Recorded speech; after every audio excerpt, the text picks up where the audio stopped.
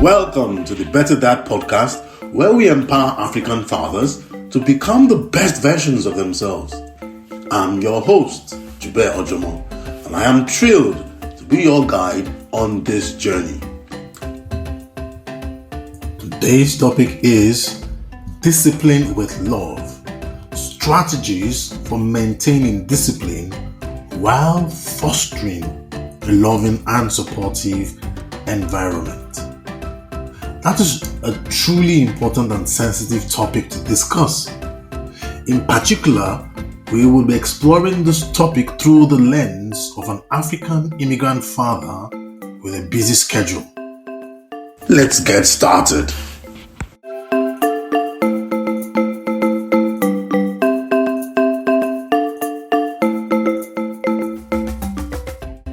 Whenever the word discipline is mentioned, it brings up different emotions in different people.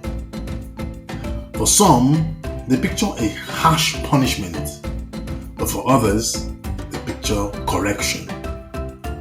Now, most of us listening to this podcast can relate.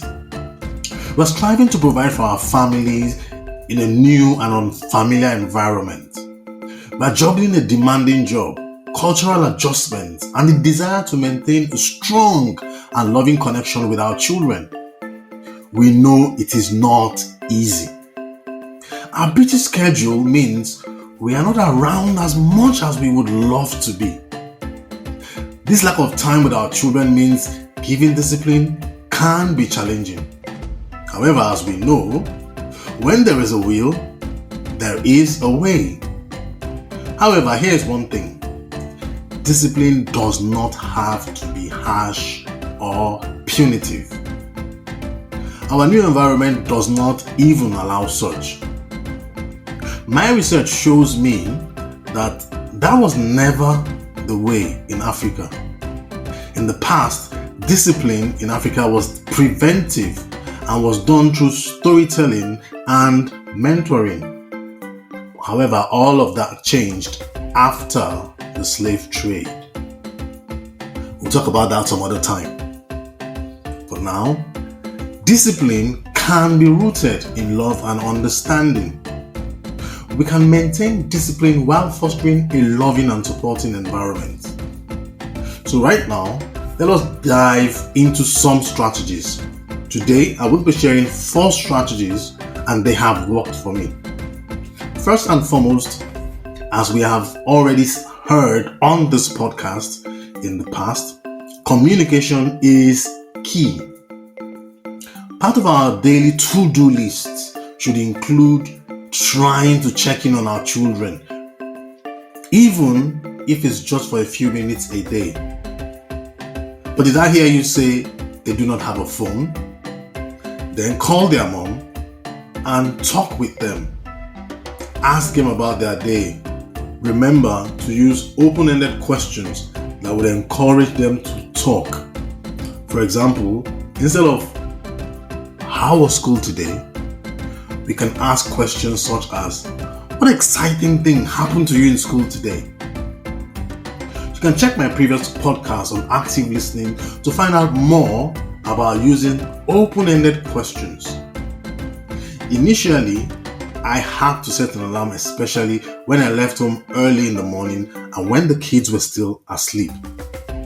I expected that by 7:30 a.m. they would be having breakfast and almost ready to go to school. And so 7:30 became our time. It was the time that I could speak with them, and I would even do a WhatsApp call so that we could have a video WhatsApp call so that we could see ourselves.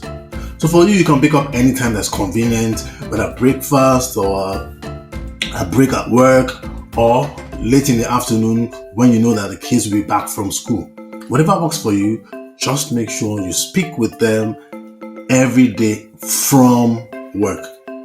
By doing so, we are showing love, building memories, and opening doors for more effective discipline.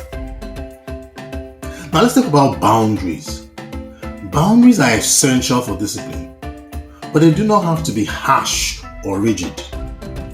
In our home, for example, we have established boundaries that limit our children's TV time to 3 hours per day during the holidays. If there are any exceptions to this boundaries or to this rule, they will have to be earned, and in addition, I and my wife will have to give them time based on our discretion. So what's the approach if the children exceed the screen limit in this instance? I remind them of the rule and the importance of balancing screen time with other activities such as homework and outdoor play, and then they get a ban. For example, last September, they got a 1-month ban. At the end of the month, they were in love with reading and playing outdoor. So this way, they understand that there are boundaries, and these boundaries are to keep them safe and to help them grow. So what boundaries do you have in your own home? The third thing is, another part of discipline that I say is crucial is positive reinforcement. Let us work on the tendency as fathers to focus on only correcting our children. I know we do it from a point of love. We want them to grow up as responsible adults. We want the best for them. We need to guide them. That is fine. But do you remember how you feel when your boss at work only points out your faults? Your boss never commends you for all the hard work, even when you take the initiative to carry out the task. You expect your boss to notice and to commend you, but the boss never does that. Now compare that with a boss who always notices the little things that you do and shows appreciation. Would you not be ready to go the extra mile for such a boss? I'm sure you would. So let us praise our children a lot. I'm guilty of not praising them to their own hearing. I would praise them before friends and family, but recently I have started to commend them in front of them to their own hearing, and I've noticed that no matter what effort that they have and I commend them, I've seen them glow and always want to do better. The fourth thing that I want us to keep in mind is that cultural factors can play a significant role in discipline as well. We can leverage the positive aspect of our culture to instill discipline in our children. For example, teaching our children about our heritage and values that it holds can help them to understand the importance of respect and responsibility. Storytelling is a cherished tradition in Africa. We can use storytelling to teach our children valuable lessons and convey the consequences of their action. We can share stories from our culture and adapt traditional tales to illustrate moral values. So discipline with love is about finding the right balance between setting boundaries and maintaining a loving, supportive environment. I do not claim that it is easy, especially for a busy African immigrant father, but it is possible. So that's it, guys. Thanks for tuning in to this episode of the Better Dad podcast. Remember to use communication to show love, agree and set boundaries, use positive reinforcements, and a spice of culture as you discipline your children.